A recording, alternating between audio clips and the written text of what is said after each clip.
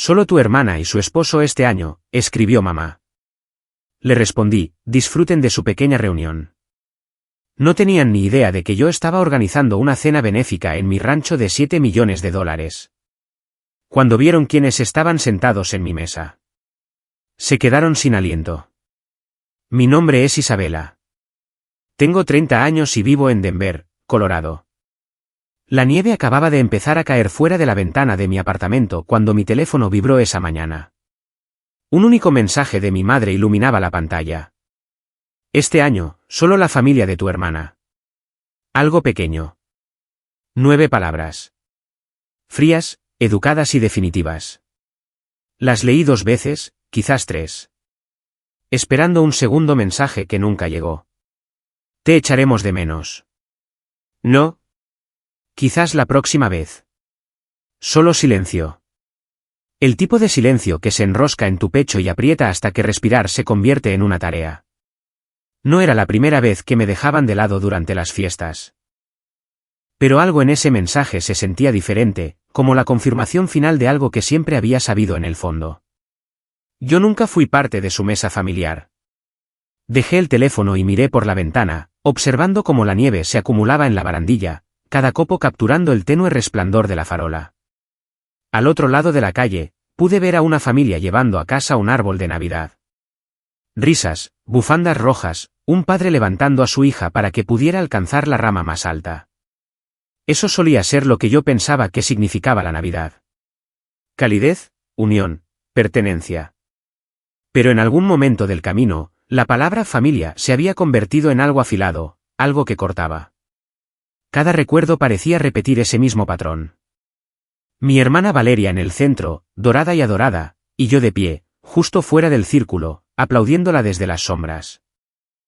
Durante años, intenté decirme a mí misma que no importaba, que estaba ocupada, que había superado la necesidad de su aprobación.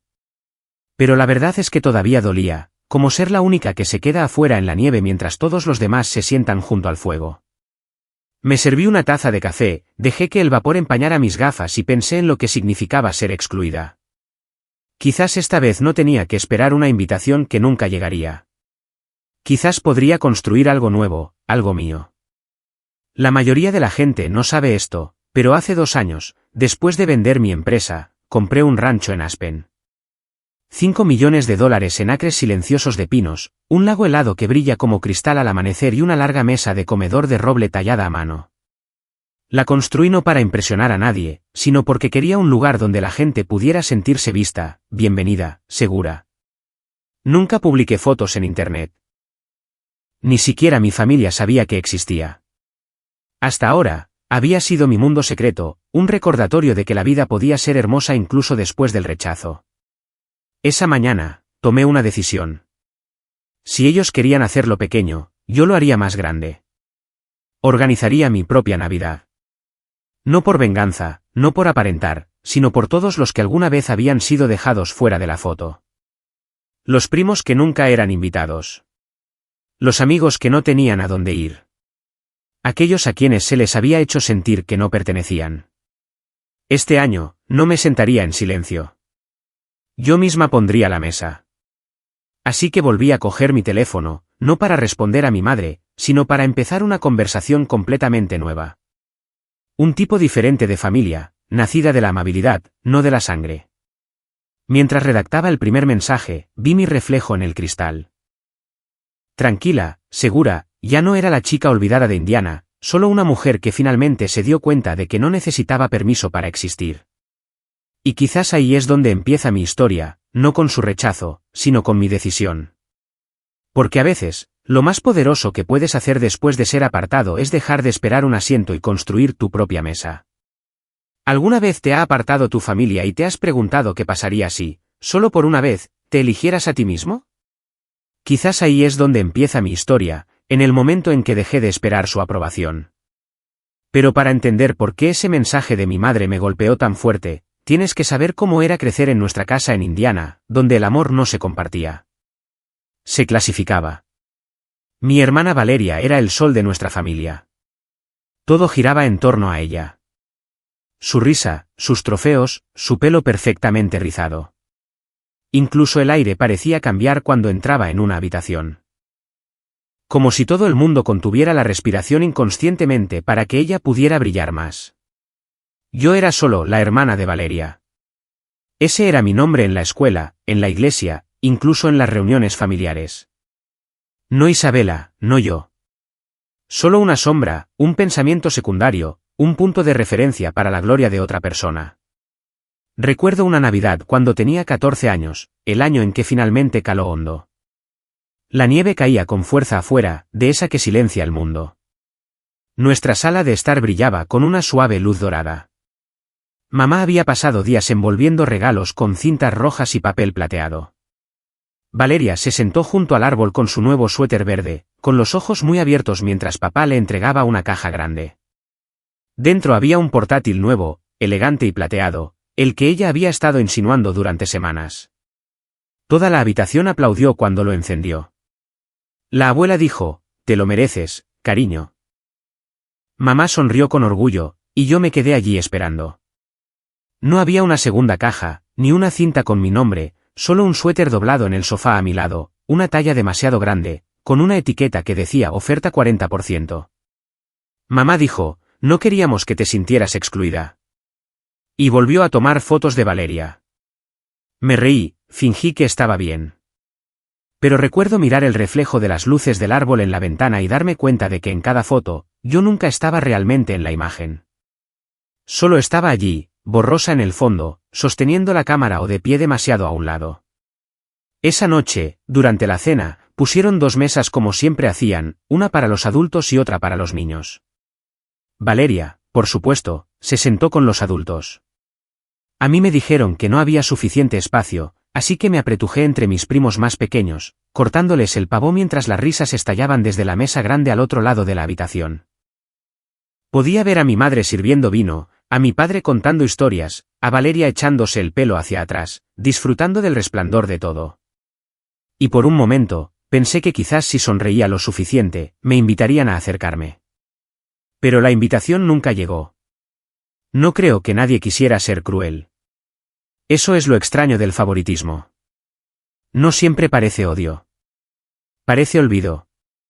Olvidar mirar en tu dirección, decir tu nombre, hacer espacio para tu silla. Es el silencio lo que duele más que cualquier insulto. Y esa Navidad, mientras recogía los platos mientras Valeria abría otro regalo, me hice una promesa silenciosa, algún día, nunca más tendría que pedir un asiento en la mesa de nadie.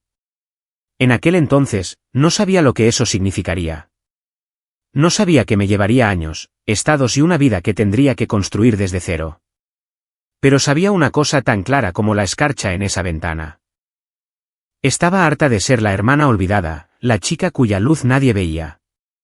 Y quizás, sin darme cuenta, fue entonces cuando empecé a construir, no con ladrillos o dinero, sino con determinación. Cada fría Navidad desde entonces, cada sonrisa educada, cada que estamos tan orgullosos de Valeria solo añadía otra capa a los cimientos de la mujer en la que me convertiría.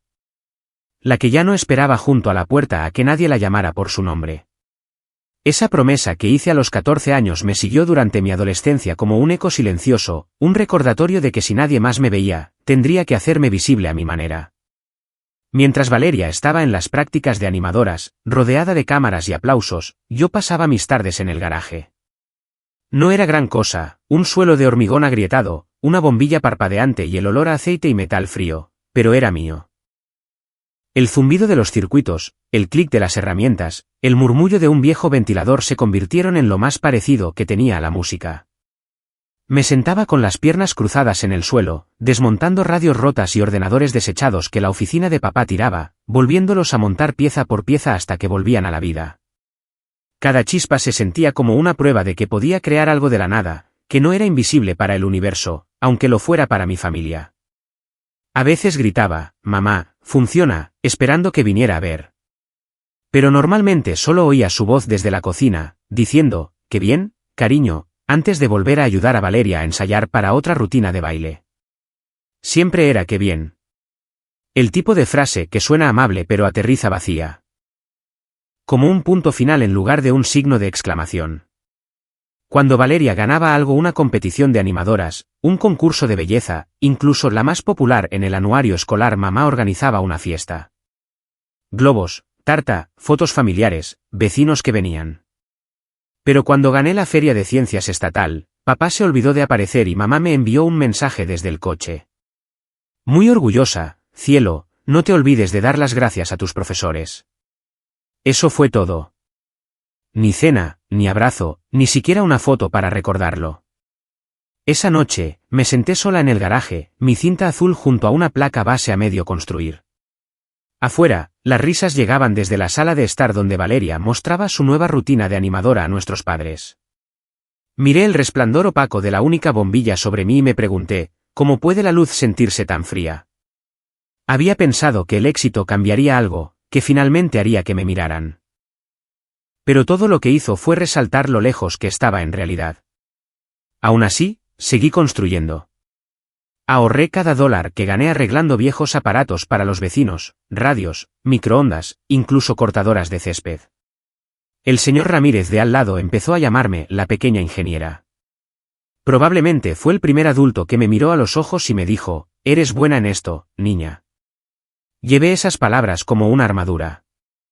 Porque en casa, el silencio era más fuerte que cualquier elogio. El mundo de Valeria estaba pintado de colores, sus amigas venían con brillantes uniformes de animadora, el olor a laca y purpurina llenaba el pasillo. El mío eran tonos de gris, cables, humo de soldadura y el zumbido constante de una vieja radio sintonizada ligeramente fuera de frecuencia. Solía preguntarme qué se sentiría si alguien me mirara como papá miraba a Valeria cuando subía a un escenario. Oírle aplaudir y decir, «Esa es mi chica». Pero nunca lo oí. Y finalmente, dejé de esperarlo. El garaje se convirtió en más que un lugar. Era mi santuario, mi laboratorio, mi confesionario. Me quedaba allí hasta altas horas de la noche, con las manos cubiertas de grasa, los auriculares puestos, dibujando diagramas de circuitos en la parte de atrás de viejos cuadernos. A veces, cuando se hacía demasiado silencioso, me susurraba a mí misma, «¿Importas, Isabela? ¿Importas?» Solo para oír las palabras en voz alta, porque nadie más lo hacía. Una noche, Valeria irrumpió en el garaje, poniendo los ojos en blanco. ¿En serio sigues con eso? A nadie le importan tus cacharros de robots. Se rió, cogió un refresco de la estantería y se fue. Me quedé mirando la puerta vacía durante mucho tiempo después de que se fuera, su risa resonando por el pasillo. No pretendía ser cruel. Simplemente no entendía que, para mí, esas máquinas eran las únicas cosas que alguna vez me escucharon. La semana siguiente, mamá pasó 3 días preparando el banquete de animadoras de Valeria. La casa olía a canela y glaseado, cada rincón decorado con dorado y rojo. Mi nombre no se mencionó ni una vez. Recuerdo estar sentada en las escaleras, mirando a través de la barandilla como Valeria posaba para las fotos con su brillante uniforme, todos coreando su nombre. El flash de la cámara capturó su rostro, brillante, dorado, y por un segundo, vi mi reflejo en el espejo detrás de ella, desvaído, a media luz, como si no se suponía que estuviera allí. Más tarde esa noche, después de que los invitados se hubieran ido, volví a hurtadillas al garaje. Apagué la luz del techo y dejé que la oscuridad se asentara a mi alrededor. Solo el tenue resplandor del soldador atravesaba las sombras. Creo que fue entonces cuando se me ocurrió por primera vez el pensamiento. Silencioso pero agudo. ¿Soy realmente la hija innecesaria? ¿La que nació solo para llenar el fondo de la historia de otra persona? A la mañana siguiente, papá me encontró dormida en el suelo, acurrucada junto a una placa de circuito a medio terminar. Me miró, suspiró y dijo, «Deberías pasar más tiempo afuera, Isabela. No es saludable estar aquí sentada todo el día». Luego cerró la puerta y se fue. Nunca vio el pequeño motor a mi lado, todavía zumbando suavemente. La única cosa en esa casa que siempre se mantuvo en funcionamiento gracias a mí. Años más tarde, cuando caminé por el campus de Stanford por primera vez, pensé en ese garaje, las sombras, el aire frío, el zumbido de las máquinas inacabadas. Fue donde aprendí por primera vez que la soledad podía ser una maestra, que a veces la oscuridad en la que te ves forzado a entrar se convierte en el mismo lugar donde empiezas a construir la luz. Pero en aquel entonces, todavía era una chica tratando de demostrar que pertenecía a una casa que ya había elegido a su favorita. así que seguí arreglando cosas. Radios rotas, pantallas agrietadas, cables enredados, todas las pequeñas cosas que nadie más se molestaba en salvar. Quizás pensé que si podía arreglar suficientes, también podría arreglar el silencio. Pero no importaba cuántas máquinas devolviera a la vida, la casa seguía igual. Brillante para Valeria, tenue para mí. Aún así, en algún lugar entre la estática de las radios y el zumbido de los viejos ordenadores, se plantó una semilla. La idea de que la creación podría ser mi lenguaje, mi salida. Aún no lo sabía, pero esas noches en el garaje se convertirían en el plano de la vida que estaba destinada a construir. El tipo de vida en la que nadie podría volver a mirarme y decir, eres innecesaria. Cuando llegó la carta de aceptación de Stanford, al principio no parecía real. El sobre era grueso, nítido, con mi nombre impreso cuidadosamente en tinta negra, Isabela Castillo. Lo sostuve durante un largo momento antes de atreverme a abrirlo, temiendo que si respiraba demasiado fuerte, el sueño se desvanecería. Cuando finalmente desdoblé el papel y leí las palabras, felicitaciones. Nos complace ofrecerle una beca completa para la Universidad de Stanford, mi visión se nubló. Era el momento con el que todo niño sueña, la prueba de que todas esas noches en el garaje habían significado algo, que alguien, en algún lugar, finalmente me había visto. Corrí escaleras abajo, con el corazón acelerado, la carta en la mano. Mamá estaba sentada en la encimera de la cocina, mirando su teléfono mientras Valeria se probaba un nuevo atuendo para las fotos de graduación. Mamá, dije, sin aliento. Entré. En Stanford. Con una beca completa. Esperé a que su rostro se iluminara, el abrazo, las lágrimas, el orgullo. En cambio, frunció ligeramente el ceño y dijo, Stanford. Eso está en California, ¿no? Está muy lejos de casa. ¿Estás segura de que es práctico? Papá levantó la vista del periódico, se ajustó las gafas y añadió, es un vuelo largo, cariño. Quizás deberías considerar algo más cercano. La Universidad de Indiana tiene un gran programa, y podrías visitarnos los fines de semana. Me quedé allí, sosteniendo la carta, sintiendo cómo el aire se desinflaba a mi alrededor. Había esperado emoción, celebración, quizás incluso el tipo de caos orgulloso que Valeria siempre recibía cuando lograba algo, pero no hubo nada. Solo el sonido de Valeria tomando otra selfie en el fondo, su reflejo brillando en el espejo mientras yo permanecía invisible a su lado. Trabajé muy duro para esto, dije en voz baja. Es una de las mejores escuelas del país. Mamá sonrió educadamente. Claro, cariño. Estamos felices por ti. Solo no te precipites. Es un mundo muy grande ahí fuera.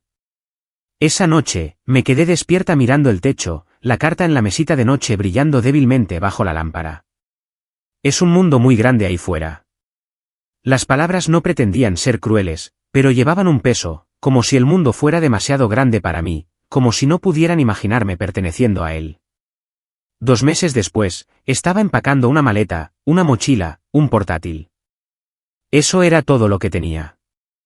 Valeria se mudaba a su casa de hermandad en Perdue y mamá la ayudaba a comprar decoración. Doblé mi ropa en silencio. El garaje, una vez mi refugio, ahora estaba vacío. Mis herramientas de soldadura estaban guardadas, los estantes desnudos. Todavía podía oler el ligero rastro de metal y aceite.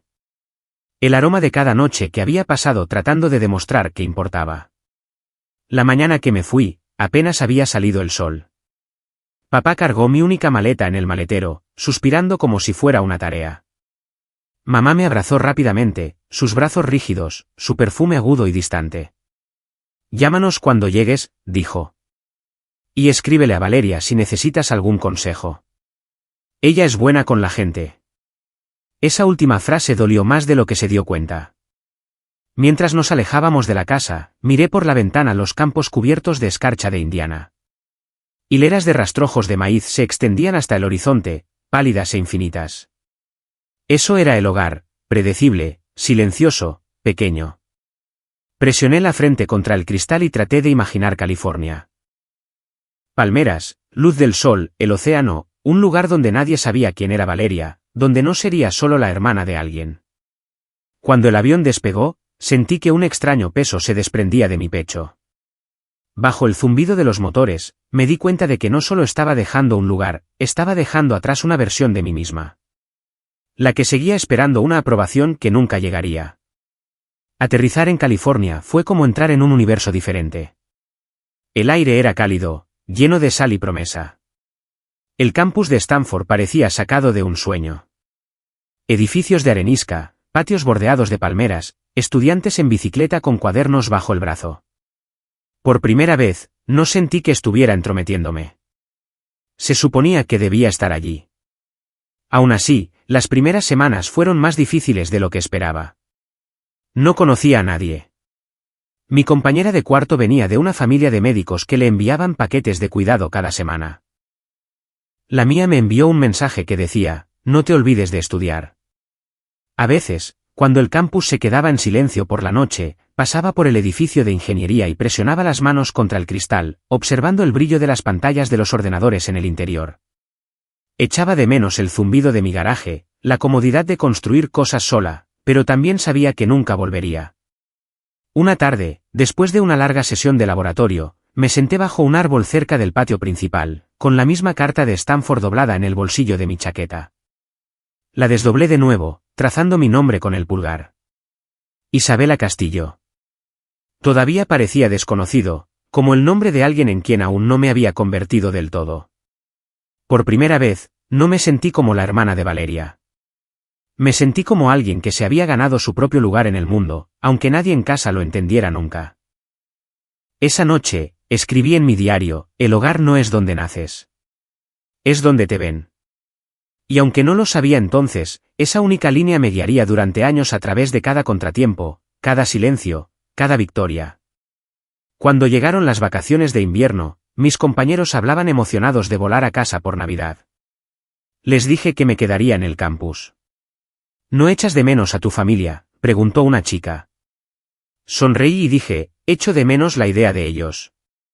Mientras veía el campus vaciarse y las luces parpadear en los pasillos vacíos de los dormitorios, sentí que volvía ese viejo dolor, el que comenzó años atrás junto a un árbol de Navidad en Indiana. Pero esta vez, no me vació por dentro. Me alimentó, porque me di cuenta de algo crucial. Había cruzado una línea que nunca podría descruzar. La chica que una vez esperó permiso había salido al mundo por su cuenta. Y aunque todavía llevaba la herida de no ser vista, también llevaba la primera chispa de algo más fuerte, el conocimiento de que podía construir una vida que nadie podría quitarme. La casa que dejé atrás era pequeña, predecible y llena de puertas cerradas. Stanford era lo contrario, amplio, dorado, abierto. Y en algún lugar entre esos dos lugares, entre el silencio helado de Indiana y la cálida luz de California, empecé a entender cómo se sentía realmente la libertad. No era ruidosa ni grandiosa. Era silenciosa, como exhalar después de años conteniendo la respiración. California me enseñó lo que era la libertad, pero también me enseñó lo que significaba sobrevivir. Después de la graduación, el sueño de Stanford se convirtió rápidamente en la realidad del alquiler, las facturas y la incertidumbre sin fin. Me quedé en Palo Alto un tiempo, haciendo trabajos esporádicos solo para mantener las luces encendidas, cafeterías, turnos de soporte técnico, incluso dando clases particulares de matemáticas a chicos de secundaria los fines de semana. El apartamento que alquilé no era realmente un apartamento. Era más como un armario con una ventana. La cama era un colchón de aire, la cocina una placa eléctrica y un fregadero que siseaba cada vez que abría el grifo. La mayoría de las noches comía fideos instantáneos y trabajaba bajo el pálido resplandor de una lámpara de escritorio de segunda mano. Hubo semanas en las que no podía permitirme comprar comida, así que me ofrecí como voluntaria en un laboratorio local para tener acceso a comidas gratuitas de la cafetería.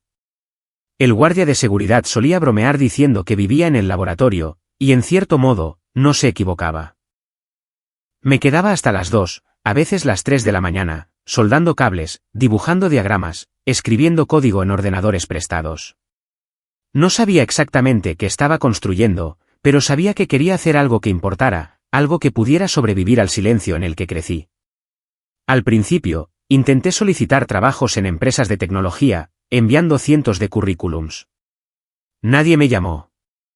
Mi título parecía impresionante, pero no tenía conexiones, mentores ni un apellido que abriera puertas. Una noche, después de otro correo de rechazo, bajé al pequeño restaurante cerca de mi apartamento y pedí el café más barato que tenían. La camarera, una mujer mayor llamada Marta, me rellenó la taza sin preguntar y dijo: «Pareces alguien que va a montar su propio negocio algún día». La gente que ha sido pasada por alto suele hacerlo. Sonreí, pero no le creí entonces. No fue hasta meses después que sus palabras volvieron a mí. Había estado ayudando al tío de un compañero de clase a reparar un software de seguimiento para las cadenas de suministro de hospitales durante la temporada de gripe. Era torpe, ineficiente y anticuado. Cada minuto de retraso significaba consecuencias reales para los pacientes. Esa noche, me quedé despierta dibujando una idea, una plataforma logística optimizada que utilizaba algoritmos predictivos para evitar la escasez. No tenía dinero, pero tenía tiempo. Y tenía el tipo de esperanza obstinada que solo proviene de no tener nada que perder. Lo llamé Medlink, abreviatura de Red Logística Médica. Construí el prototipo en un espacio de coworking que olía a café quemado y startups fallidas. Mi oficina era una silla plegable cerca de la máquina expendedora. Agoté 2 tarjetas de crédito para comprar servidores en la nube y le pedí prestado el portátil a un amigo cuando el mío se sobrecalentaba. Durante 2 años, presenté mi idea a inversores que sonreían educadamente y decían: «Eres impresionante, pero quizás consigue un cofundador con más experiencia». Traducción: alguien con más dinero, alguien que no se parezca a ti. Aún así, seguí construyendo. Sobreviví a base de cafeína y agallas. Hubo noches en las que lloré sobre el código, pensando en ese garaje de Indiana, en cómo el zumbido de esas máquinas rotas me había hecho compañía. Ahora era el zumbido de los servidores lo que llenaba el silencio. Cada contratiempo se convirtió en otro ladrillo en el muro que estaba construyendo entre quién era y en quién me estaba convirtiendo. Luego llegó la pandemia. De la noche a la mañana, el mundo se congeló. Pero los hospitales no. Estaban desesperados por cadenas de suministro más rápidas, mejor seguimiento, más eficiencia. Y de repente, Medlink no era solo una pequeña startup. Era el salvavidas que la gente necesitaba.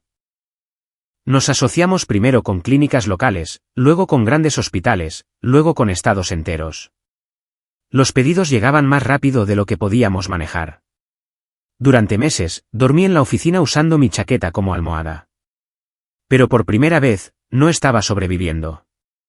Estaba liderando. A finales de ese año, Medlink se había expandido a 30 estados, gestionando miles de entregas al día. Inversores que una vez me ignoraron ahora rogaban por programar reuniones. Y una mañana, me desperté con un correo electrónico de un importante conglomerado de atención médica que ofrecía un acuerdo de adquisición, $120 millones. Miré el número durante mucho tiempo. No parecía real.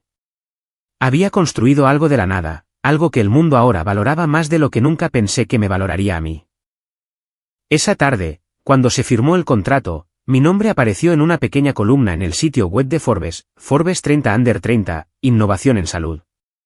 Isabela Castillo, fundadora de Medlink. No lloré. Ni siquiera sonreí. Simplemente me senté allí, en la silenciosa oficina, rodeada de pantallas, pensando en lo extraño que era que finalmente hubiera creado algo que hacía que la gente me viera. Sin embargo, las personas que más quería que me vieran probablemente no se preocuparían. Aún así, llamé a casa esa noche. Había pasado casi un año desde la última vez que hablamos. Mamá respondió al segundo timbre, su voz educada, pero distante, como la de una recepcionista. «Oh, Isabela, ¿cómo estás?» «Estoy bien, mamá», dije. «De hecho, muy bien. A la empresa le va genial. Acabamos de...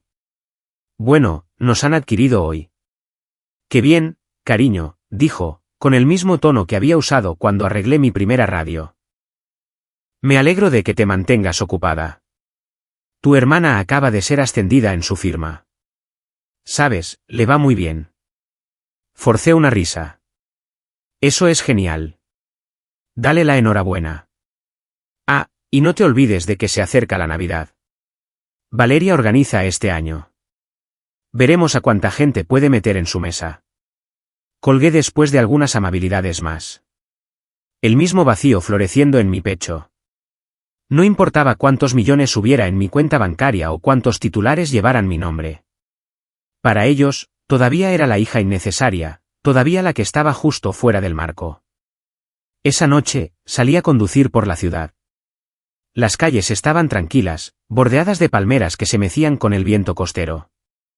Mi teléfono no dejaba de iluminarse con mensajes, felicitaciones de periodistas, antiguos compañeros de clase, incluso inversores que una vez dudaron de mí.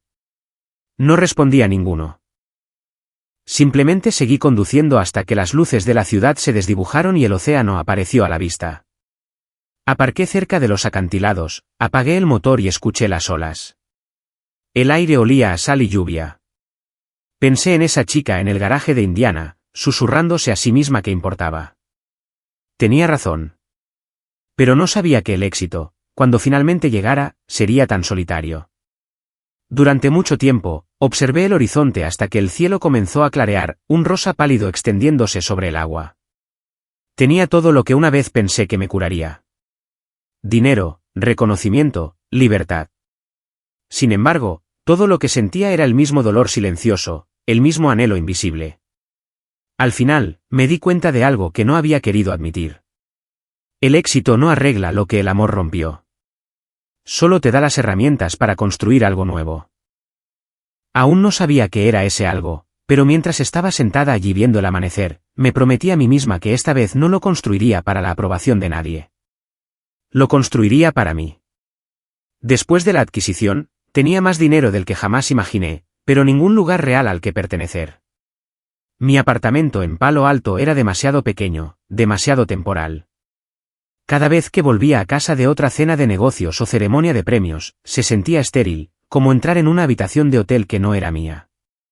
Había flores en la encimera de los inversores, placas en las estanterías, y sin embargo, todo a mi alrededor se sentía frío. Una noche, después de otra celebración vacía, abrí mi portátil y empecé a buscar listados de terrenos en Colorado. No porque quisiera una mansión o un símbolo de riqueza, sino porque quería silencio, el tipo de silencio que no es solitario, sino pacífico. Aspen apareció casi por accidente. Las fotos mostraban pinos interminables, picos cubiertos de nieve y valles que parecían respirar por sí solos. Algo en las montañas se sentía como la verdad, firme, sin disculpas, silenciosamente magnífico. Un mes después, estaba allí en persona, con las botas hundiéndose en la nieve virgen, el aire tan fino que me quemaba los pulmones. El agente inmobiliario hablaba de los precios de las propiedades, pero yo no estaba escuchando. Estaba mirando la luz. La forma en que tocaba los árboles helados, la forma en que se reflejaba en la superficie vidriosa de un estanque cercano.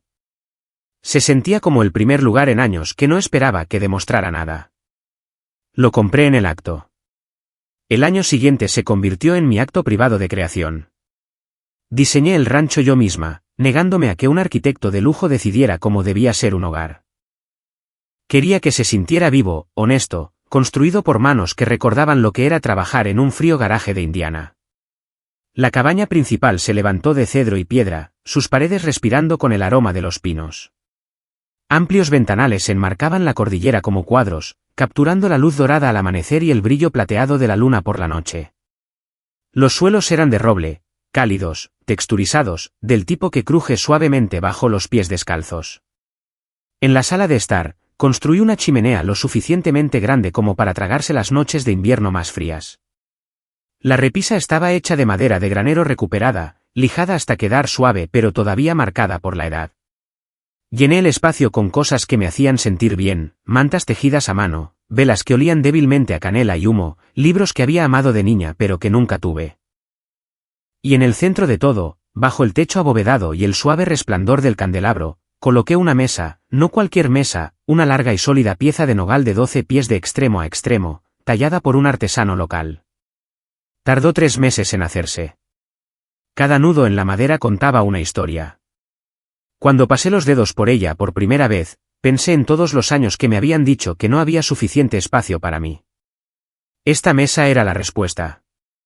Tenía espacio para todos. Afuera, construí un porche envolvente donde la nieve se acumularía en suaves montículos y un camino de piedra que conducía a un pequeño invernadero. Había un estanque que se congelaba en invierno, perfecto para patinar sobre hielo. Y en verano, brillaba como cristal, reflejando el azul infinito. Incluso instalé un pequeño sistema de altavoces bajo las vigas que ponía jazz suave por las noches. Algunas noches me quedaba junto a la ventana con una taza de té, viendo caer la nieve, el fuego crepitando detrás de mí, el tenue aroma a pino y ámbar llenando el aire. Por primera vez, no sentía que estuviera esperando nada. No publiqué fotos. No se lo dije a mi familia, ni siquiera a Valeria. En las redes sociales, dejé que la gente pensara que todavía vivía en California. El rancho no era para exhibir. Era mi catedral secreta. Cada tabla, cada vela, cada ventana era una oración a la niña que una vez se sentó en la mesa de los niños, esperando que alguien la mirara. Este era su santuario. Cuando llegó la primavera, las montañas florecieron. La nieve se derritió en arroyos que corrían por el borde de la propiedad. Flores silvestres cubrían las praderas, explosiones de violeta y oro meciéndose con la brisa.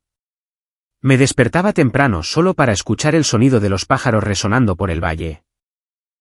Algunos días me sentaba junto al estanque con mi portátil, trabajando a distancia, mi perro acurrucado a mi lado, el olor a hierba fresca mezclándose con el café. Cada parte se sentía ganada, no comprada, construida. Una tarde, mientras el sol comenzaba a ponerse, todo el cielo se volvió de un color oro rosa. La luz se derramó por las ventanas, esparciéndose por la larga mesa. Puse un solo plato allí, mi cena, simple y tranquila, y me di cuenta de lo diferente que se sentía el silencio ahora. Ya no estaba vacío. Estaba lleno de esfuerzo, de memoria, de todo lo que había soportado para llegar a este punto. Pensé en mi familia, en todas las navidades pasadas viendo a Valeria desenvolver regalos mientras yo recogía los platos. Durante años, creí que si tan solo podía tener suficiente éxito, quizás me dejarían sentarme a su lado. Pero mientras la luz del fuego parpadeaba contra las paredes, finalmente entendí algo. No necesitaba sentarme en su mesa. Había construido la mía propia. El mundo exterior estaba cubierto de blanco. Salí al porche envuelta en una manta de lana y miré al cielo. Las estrellas eran nítidas e interminables, más brillantes de lo que tenían derecho a ser.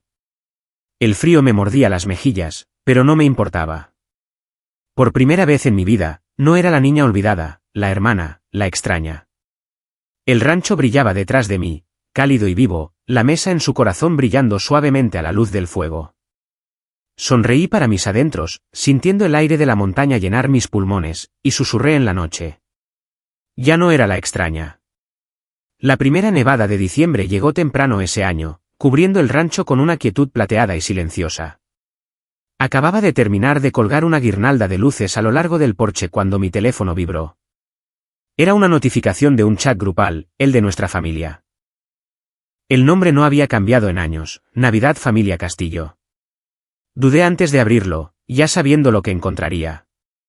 Efectivamente, el mensaje de mi madre estaba en la parte superior, este año, solo la familia de Valeria. Algo pequeño. Me quedé mirando esas mismas 8 palabras, las que una vez me habían cortado como un cristal. Había construido una vida entera, un mundo entero, tratando de superarlas. Pero verlas de nuevo, tan casuales, tan desconsideradas, trajo de vuelta cada viejo eco. Por un largo momento, no dije nada. Solo vi caer la nieve fuera de mi ventana, cada copo capturando la luz de las linternas de la cabaña. Luego hice algo que no había hecho en años. Llamé a Raquel. Raquel era mi prima, 2 años mayor que yo. Habíamos sido cercanas de niñas, robando galletas en casa de la abuela, susurrando bromas debajo de la mesa de Navidad, pero la vida nos había separado. Su último mensaje había sido hace casi 5 años, un simple espero que estés bien. Cuando contestó, su voz se quebró un poco por la sorpresa. Isabela. Dios mío, no pensé que todavía tuvieras mi número. Sonreí débilmente. Supongo que sí. ¿Cómo has estado? Intercambiamos pequeñas charlas al principio, trabajos, ciudades, las cosas educadas que la gente dice cuando no está segura de por dónde empezar. Pero luego suspiró y su tono se suavizó. Así que, supongo que también recibiste el mensaje de Navidad, ¿verdad? Se me encogió el pecho. ¿Te refieres a? Sí, dijo con amargura. Aparentemente, este año solo son Valeria y su familia. Algo pequeño. Mamá está furiosa. La abuela ni siquiera lo sabe todavía. Se le va a romper el corazón. No es. Me hundí en el sofá, sintiendo una mezcla de incredulidad y reconocimiento. Pensé que quizás era solo yo, que ellos. No, Isa, interrumpió, su voz temblando. No eres solo tú. Somos todos. El tío Elías, la tía Ana, incluso los gemelos. Ninguno de nosotros recibió una invitación. Dijeron que hay demasiada gente, pero ya sabes lo que eso significa. Ambos nos quedamos en silencio por un momento, escuchando la estática de la línea. En algún lugar de fondo, oí a Raquel sorber la nariz. La abuela dijo que nunca había visto una Navidad tan pequeña. Me dijo anoche que se sentía borrada. Esa palabra quedó flotando en el aire. Borrada. Eso era exactamente. No se trataba de distancia o logística. Se trataba de ser invisible en una familia que elegía quién importaba. Cuando finalmente colgamos, me senté en el tenue resplandor del fuego, el sonido del viento rozando las ventanas. La nieve seguía cayendo, pesada e implacable. Pero por una vez, no se sentía sofocante. Se sentía purificadora, como si estuviera cubriendo algo viejo y podrido, haciendo espacio para algo nuevo. Esa noche, no pude dormir. Seguía pensando en la voz de Raquel, en la tristeza de la abuela, en todas las personas que habían sido silenciosamente apartadas año tras año. Los que siempre llevaban regalos que nadie abría, que llegaban temprano y se iban tarde, limpiando después de todos los demás. Me di cuenta de algo entonces. Esta no era solo mi historia. Era nuestra historia. Y quizás, solo quizás, yo podría cambiar cómo terminaba. A la mañana siguiente, preparé café, me senté junto a la ventana y empecé a llamar. El primero fue el tío Elías.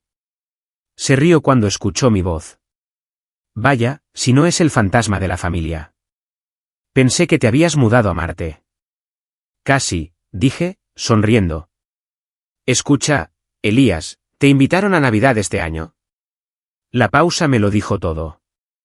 No. Solo Valeria y su equipo. ¿Por qué? Porque, dije en voz baja, estoy planeando algo diferente este año. En mi casa. En Aspen. Sin reglas, sin favoritos. Todos son bienvenidos. Hubo un largo silencio al otro lado, seguido por el sonido de él carraspeando. ¿Hablas en serio? Completamente, dije. Su voz se quebró. ¿En serio, Isa? No tienes idea de lo mucho que eso significa. Cuenta conmigo.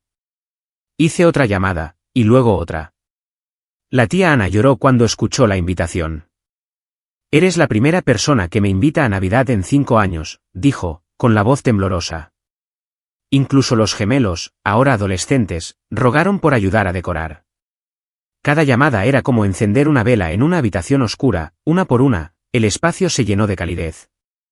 Para cuando terminé, la lista había crecido más de lo que esperaba. Primos, tías, tíos, algunos viejos amigos de la familia que se habían alejado después de años de exclusión silenciosa. Personas que solían rondar en los bordes de las fotos familiares ahora tenían la oportunidad de estar en el centro. Cuando finalmente dejé el teléfono, el fuego en el hogar se había consumido, solo quedaban brasas incandescentes. Afuera, las montañas brillaban bajo la luz de la luna, y me di cuenta de que mi corazón se sentía más ligero que en años. No por venganza, sino por conexión. Durante tanto tiempo, creí que sanar significaba dejar el pasado atrás. Pero quizás a veces sanar significa invitar a otros que también fueron heridos y darles un lugar al que pertenecer. En los días siguientes, los mensajes empezaron a llover. Fotos de personas sonriendo a través de las lágrimas. Una nota de voz de la abuela, temblorosa pero llena de vida. Oh, Isabela, gracias, querida. Nunca pensé que volvería a ver a toda la familia junta. Estás trayendo de vuelta algo que perdimos hace mucho tiempo. Mientras escuchaba su voz, miré la larga mesa de madera en mi cabaña, todavía vacía, pero esperando. La imaginé llena de risas, luz y todas las personas a las que una vez se les hizo sentir pequeñas. La mesa que construí para mí misma estaba a punto de convertirse en algo mucho más grande. Nuestra mesa. Esa noche, Mientras la nieve caía más fuerte y el rancho brillaba como una linterna contra la oscuridad, me susurré, construyamos una Navidad que nunca olvidarán. Y con eso, comenzó la rebelión silenciosa. No ruidosa, no cruel, solo una reunión de corazones largamente ignorados. Una revolución hecha de amabilidad, construida una llamada a la vez. A la mañana siguiente, me desperté antes del amanecer. El aire dentro del rancho estaba quieto y frío, el tipo de silencio que lleva consigo la posibilidad. Afuera, las montañas brillaban bajo un pálido horizonte rosado. Me quedé allí un momento, con el café en la mano, dejando que la quietud me invadiera antes de coger mi cuaderno y empezar a planificar. Si iba a reunir a todos, no podía ser solo otra cena. Tenía que significar algo, una celebración para cada persona que alguna vez había sido dejada de lado, descartada o olvidada. Esta Navidad sería la prueba de que ser excluido una vez no significaba que tuvieras que quedarte fuera para siempre. Llamé primero a Marta, una chef jubilada que una vez dirigió una pequeña posada en Aspen antes de cerrarla para cuidar de su esposo. La conocí por casualidad en el mercado local a principios de año, y conectamos al instante. Tenía una risa suave y manos que siempre olían débilmente a canela y mantequilla. Cuando le conté lo que estaba planeando, hizo una pausa por un largo momento y luego dijo, «No estás organizando una cena, Isabela. Estás organizando una redención». Esa frase se me quedó grabada. Juntas, diseñamos el menú. Pato asado glaseado con arándano y naranja, cordero al romero y 3 tipos diferentes de tarta. Marta insistió en hornear todo desde cero, porque la gente puede saborear la sinceridad. Sonreí ante eso. Quería sinceridad en todas partes, en la comida, en el aire, en cada centímetro del rancho. Durante la semana siguiente, la tranquila cabaña se convirtió en algo vivo. Llegaron cajas de decoraciones de las pequeñas tiendas de artesanía del pueblo. Guirnaldas de naranjas secas y piñas, adornos de vidrio antiguos, hileras de cálidas luces de hadas. Pasé las noches colgándolas una por una, el aroma a pino mezclándose con la tenue dulzura de las velas de vainilla. La chimenea ardía constantemente, llenando la cabaña con un suave resplandor dorado. Cuando nevaba afuera, parecía que el mundo mismo estaba envuelto en quietud y luz. Quería que cada invitado se sintiera visto.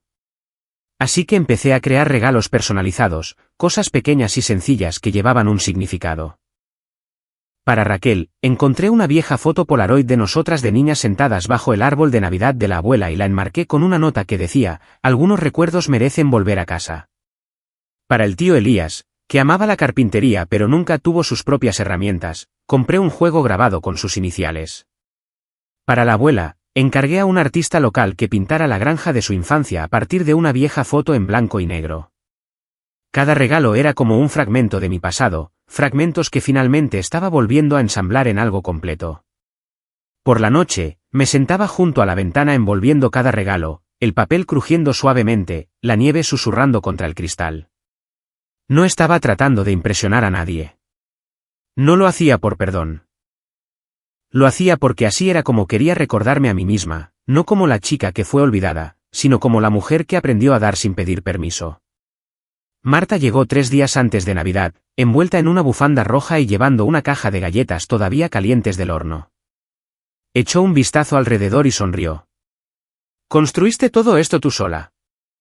Asentí. Soltó un silbido bajo. No solo construiste una casa, cariño. Construiste un refugio. Juntas, pasamos horas preparándonos, poniendo las mesas, arreglando las velas, puliendo las copas hasta que brillaron. La larga mesa de nogal en el centro de la habitación se convirtió en el corazón de todo. Pasé la mano por su superficie, pensando en cada Navidad que había pasado en la mesa de los niños, cada vez que mi nombre no había sido llamado. Esta vez, solo habría una mesa, larga, abierta y lista para todos. Para la mañana de Nochebuena, el rancho parecía sacado de un libro de cuentos. El aroma a hierbas asadas flotaba en el aire. Las ventanas brillaban con una luz cálida contra la nieve de afuera. Marta tarareaba suavemente en la cocina mientras rociaba el cordero. Encendí velas a lo largo de la escalera y coloqué ramas de acebo en cada alféizar. El aire vibraba con una anticipación tranquila, no del tipo tenso que solía llenar la casa de mi familia, sino algo más suave, honesto, casi sagrado. Antes de que llegaran los invitados, salí un momento.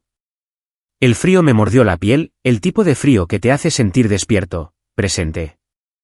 Las montañas se alzaban a mi alrededor, antiguas y silenciosas. Pensé en lo lejos que había llegado, desde la chica sentada en el garaje con una radio rota hasta la mujer de pie en una montaña rodeada de todo lo que había construido ella misma. El contraste me hizo reír suavemente por lo bajo. Quizás así era como se veía la sanación, no fuegos artificiales ni grandes gestos, sino actos silenciosos de creación. Cuando volví a entrar, coloqué el último adorno en el árbol, un pequeño corazón de madera grabado con las palabras, «Perteneces». Lo colgué justo en el centro, donde las luces lo iluminarían perfectamente. Y por un momento, sentí esa misma calidez que había estado persiguiendo toda mi vida. Marta entró y me encontró de pie allí. ¿Nerviosa?, preguntó. Negué lentamente con la cabeza. No nerviosa. ¿Lista? Ella sonrió, secándose las manos en el delantal. Entonces, hagamos un poco de magia, Isabela.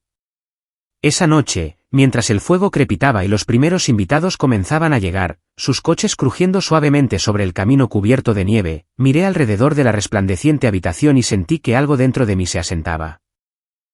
Cada parpadeo de luz, cada regalo envuelto, cada nota de la suave música que sonaba de fondo era un trozo de quien solía ser, encontrando finalmente su lugar. Me di cuenta de que no estaba organizando esta Navidad para demostrarle nada a la familia que una vez me había dejado fuera. Lo estaba haciendo para demostrarle algo a la chica que solía ser, la que se sentaba en el garaje y se susurraba a sí misma, «¿Importas?». Y mientras la puerta se abría y Raquel entraba, su rostro iluminándose al ver la calidez y el olor a hogar, lo sentí claramente, esto no era venganza. Esto era redención. Cada vela, cada plato, cada sonrisa era una puntada en el tejido de la sanación. Esta vez, no estaba dando para ser aceptada. Estaba dando porque finalmente sabía cómo hacerlo. La nieve comenzó a caer más fuerte por la noche, cubriendo el rancho con una luz plateada. Adentro, cada vela parpadeaba cobrando vida. El fuego rugía en el hogar, y el aroma a romero asado y canela llenaba el aire. Marta se movía con gracia por la cocina, tarareando suavemente mientras rociaba el cordero, su risa mezclándose con la tenue melodía de Have Yourself a Merry Little Christmas que salía del tocadiscos. Me quedé junto a la ventana delantera por un momento, viendo aparecer los faros uno por el largo y sinuoso camino de entrada. Pequeños halos de luz cortando la nieve. Se me encogió el pecho, no por nervios, sino por algo más profundo. El extraño dolor que llega cuando te das cuenta de que el momento que has estado esperando toda tu vida finalmente está aquí. La primera en llegar fue Raquel. Irrumpió por la puerta, sacudiéndose la nieve del abrigo, con los ojos muy abiertos mientras miraba el cálido resplandor de la cabaña. Isabela, susurró, con la voz quebrada. Esto es increíble. La abracé, y ella me sostuvo más fuerte que nunca. Uno por uno, los demás siguieron, el tío Elías con una pequeña talla de madera que había hecho para el centro de mesa, la tía Ana llevando tartas todavía calientes bajo papel de aluminio, los gemelos riendo mientras arrastraban sus trineos al porche. Incluso la abuela, envuelta en su viejo abrigo de piel, entró lentamente, conteniendo la respiración mientras miraba a su alrededor. «Ay, mi corazón», murmuró, con lágrimas brillando en sus ojos. Por primera vez, se siente como Navidad otra vez. La habitación se llenó rápidamente con el sonido de las voces, la gente saludándose después de años de silencio, las risas derramándose en el aire, el tintineo de las copas, el crujido de los abrigos y las botas y los copos de nieve derritiéndose en las alfombras. La larga mesa de nogal que una vez estuvo vacía ahora brillaba con luz, guirnaldas de hojas perennes entrelazándose por el centro, velas reflejándose en la superficie pulida, platos puestos para todos, y me refiero a todos. No había una mesa de niños metida en un rincón, ni separación, ni jerarquía, solo un largo e interminable tramo de pertenencia. Mientras el fuego crepitaba, la abuela levantó su copa. Su voz, aunque suave, transmitía fuerza.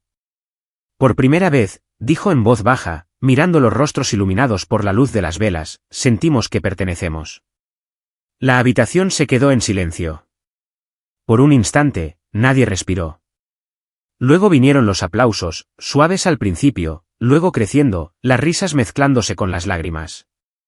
Sentí que el calor subía en mi pecho, Un florecimiento silencioso y constante que derritió años de frío.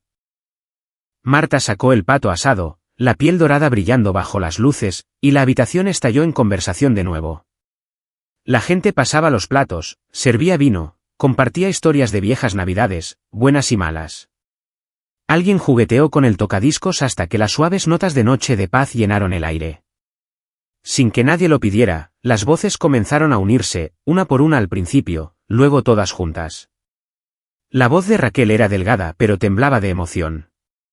La abuela cantaba en armonía, con sus manos entrelazadas con las mías. Noche de paz, noche de amor. La canción se extendió por la casa como una oración. Por un momento, todos los años de abandono, la amargura, la soledad pareció disolverse en el aire. Todo lo que quedaba era calidez, del tipo que se filtra en tus huesos y se queda allí.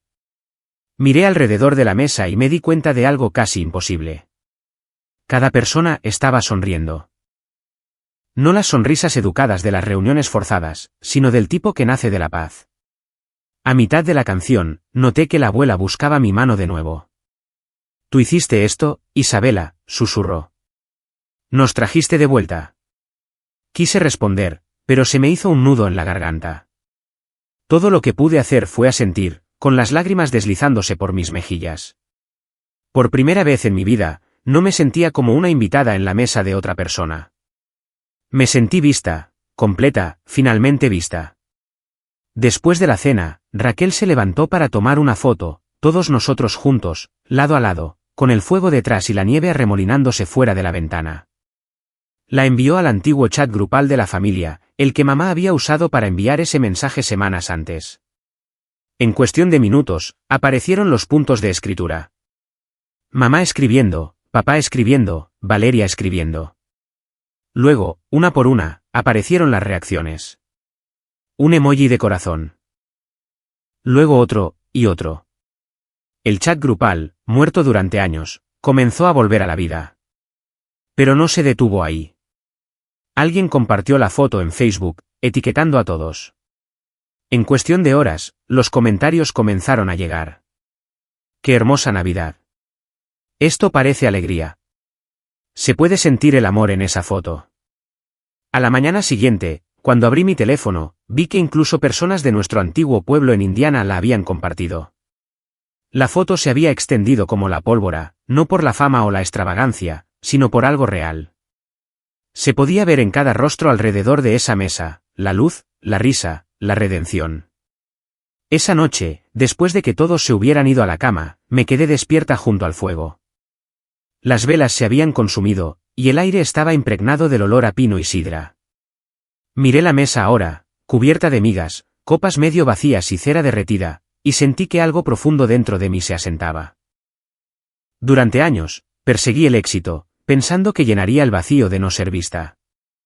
Pero sentada allí, rodeada de los restos de la Navidad más genuina que jamás había conocido, me di cuenta de que no fue el éxito lo que sanó la herida.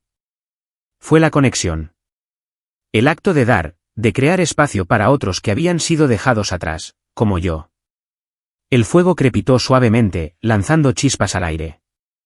Me recliné en mi silla y sonreí a través de las silenciosas lágrimas. Por primera vez en mi vida, la niña que una vez se sentó en la mesa de los niños no estaba esperando que la llamaran. Ella había llamado a todos los demás. Y esta vez, nadie se quedó afuera. La mañana después de la cena, el rancho estaba bañado en una suave luz blanca. La nieve todavía caía suavemente afuera, y el olor a café y canela persistía en el aire. Los invitados se despertaban lentamente, sus risas resonando débilmente por el pasillo. Estaba de pie junto a la ventana de la cocina, sosteniendo una taza con ambas manos, viendo cómo la luz se extendía por las montañas. Debería haber sido perfecto, pacífico, silencioso, completo. Pero entonces mi teléfono empezó a vibrar. Una llamada, luego otra, y otra. Mamá. Papá. Valeria. Sus nombres aparecieron uno tras otro en la pantalla, una y otra vez, hasta que finalmente suspiré y contesté. Hola. La voz de mamá llegó aguda y rápida, como siempre que se sentía acorralada. Isabela, ¿qué demonios has hecho? Fruncí el ceño. ¿A qué te refieres? No te hagas la inocente, espetó. Sabes exactamente a qué me refiero. Esa foto por todas las redes sociales. Todo el mundo está hablando de ella. Tus primos, tus tías, incluso gente de la iglesia. Has hecho que parezca que excluimos a todos.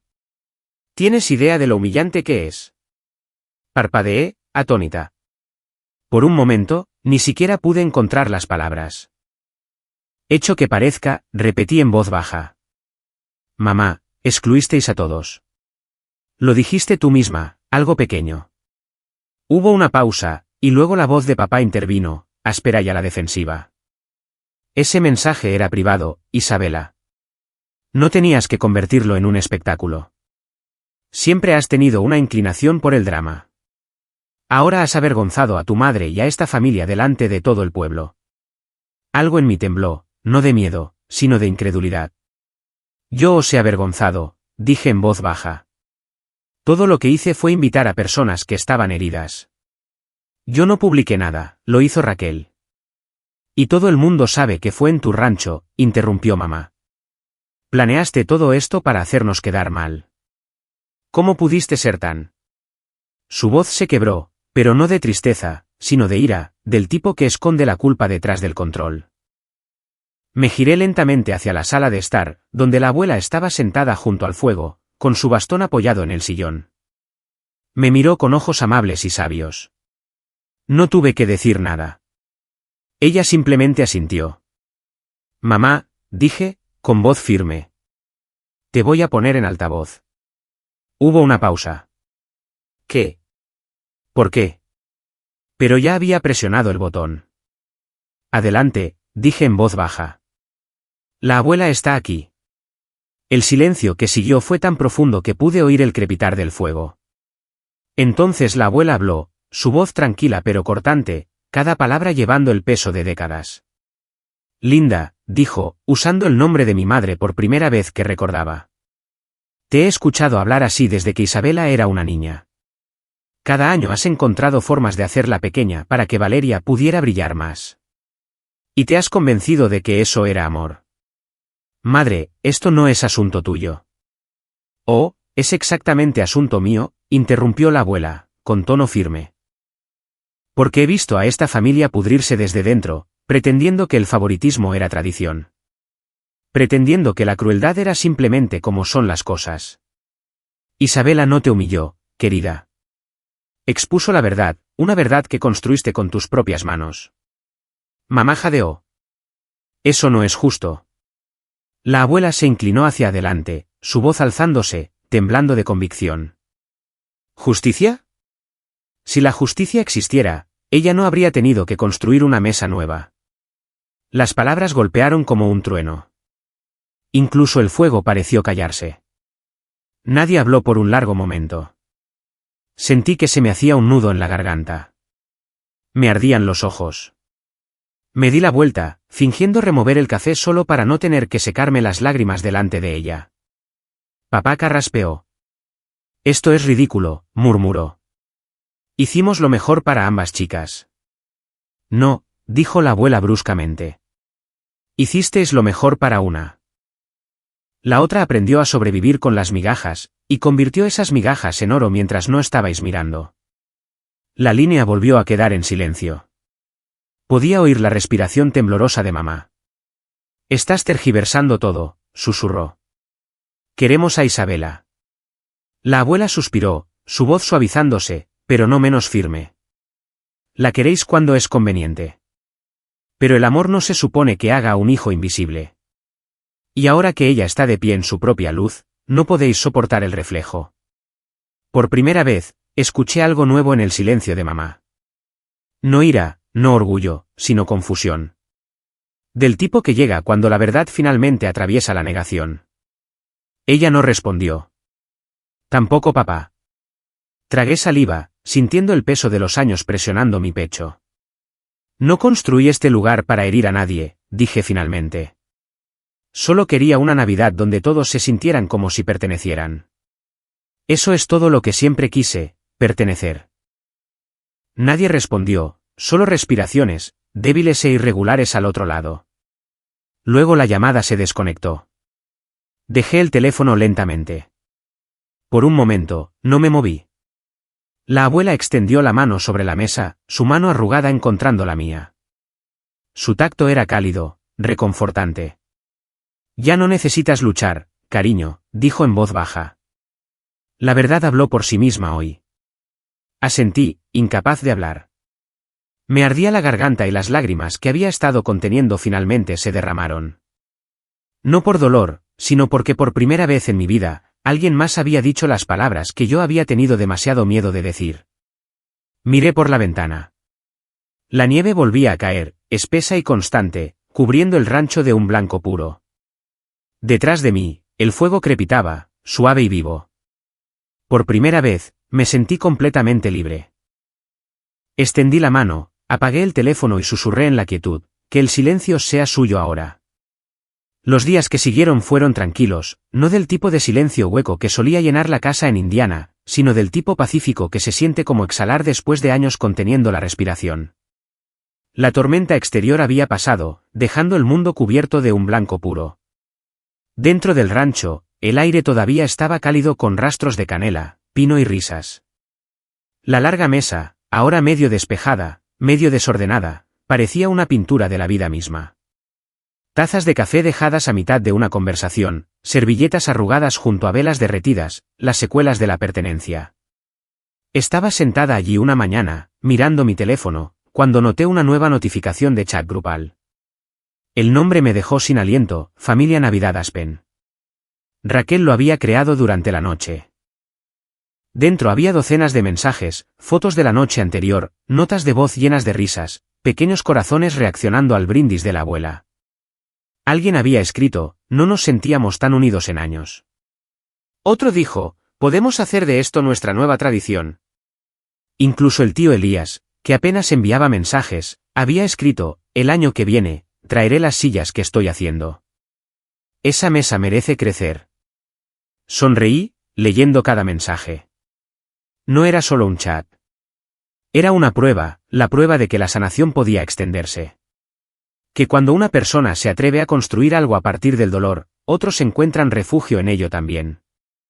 Unos minutos más tarde, llegó un mensaje privado de Raquel. No solo organizaste la Navidad, Isa. Nos devolviste a nuestra familia. Y otro de la abuela. Has hecho lo que siempre recé. Has convertido su herida en un hogar. No respondí de inmediato. Solo me quedé mirando las palabras, sintiendo que las lágrimas subían de nuevo, pero esta vez no picaban. Se sentían cálidas, purificadoras. Por la tarde, los invitados se habían ido. Marta me abrazó al despedirse, prometiendo volver el año que viene, me invites o no. Me reí, viendo su coche desaparecer por el camino nevado, su bufanda roja ondeando al viento. El rancho volvió a su ritmo suave.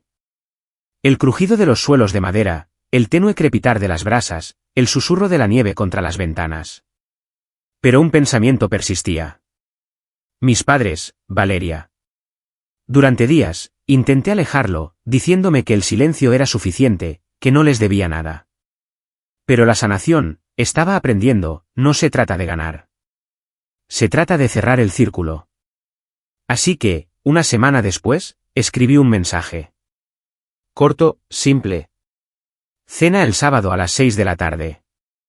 Solo nosotros. No esperaba que respondieran, pero el sábado por la noche, mientras la última luz se desvanecía detrás de las montañas, aparecieron faros en la distancia. 3 pares. Se me encogió el corazón. Cuando entraron, el aire cambió, incómodo al principio, cuidadoso.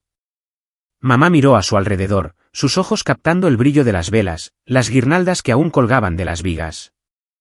Es precioso aquí, dijo en voz baja. Papá asintió, pero no dijo nada. Valeria se quedó cerca de la puerta, sin saber si sonreír o disculparse. No les pedí nada. Solo los conduje a la mesa. La cena fue sencilla, sopa, pollo asado, tarta de manzana que Marta había dejado en el congelador. Sin discursos, sin fingir. La conversación fue vacilante al principio, comentarios sobre la nieve, la vista, la comida. Pero luego, lentamente, algo cambió. Las pausas entre frases se acortaron, las sonrisas se volvieron más reales. Por primera vez, no me hablaban a mí. Hablaban conmigo. Mamá finalmente dejó su tenedor. Sus manos temblaban ligeramente. Has construido algo especial, Isabela, dijo, con voz baja.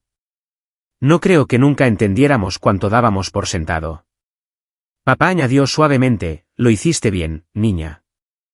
No fue la disculpa de los libros de cuentos, sin lágrimas, sin confesiones dramáticas, pero fue honesto, y eso fue suficiente.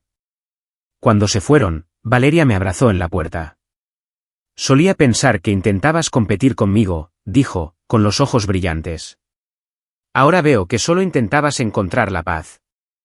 Sonreí débilmente. Quizás ambas cosas. Después de que se fueran, me quedé en el porche, la nieve cayendo suavemente a mi alrededor. El mundo estaba en silencio de nuevo. El tipo de silencio que se siente ganado. Dentro, la mesa brillaba a la luz del fuego. La misma mesa que una vez había simbolizado la soledad, ahora resplandecía con el recuerdo de la risa y la sanación. Me serví una taza de té, me senté y abrí mi diario. La pluma flotó sobre la página por un momento antes de que comenzara a escribir. Este año, no fui invitada a la mesa familiar, así que construí la mía propia. Y cuando estuvo lista, la abrí a todos los que necesitaban un lugar al que pertenecer. Dejé la pluma, cerré el cuaderno y miré la nieve caer, constante y suave, más allá de la ventana. La luz del fuego parpadeaba contra el cristal, reflejando un rostro que finalmente reconocí.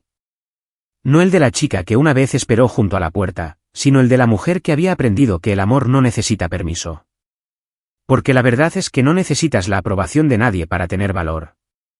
Y las heridas que una vez te marcaron no son el final de tu historia. Son el combustible que te enseña a construir algo nuevo. Afuera, la nieve seguía cayendo, borrando viejas huellas y dejando solo blanco, una página en blanco. Una promesa silenciosa. Y dentro de ese silencio, sonreí, sabiendo que, por primera vez, la mesa, mi mesa, siempre estaría llena.